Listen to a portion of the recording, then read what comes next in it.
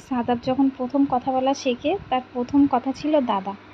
তো সবসময় সে শুধু দাদা দাদা দাদা সব সময় করতে থাকতো, অনেক বেশি ভালো লাগতো। পরে আস্তে আস্তে সবার নাম নিতে শুরু করেছে, মা, পাপা, নানি, নানা, মামা, আর প্রতিটা জিনিস তার গালে দেওয়া লাগবে।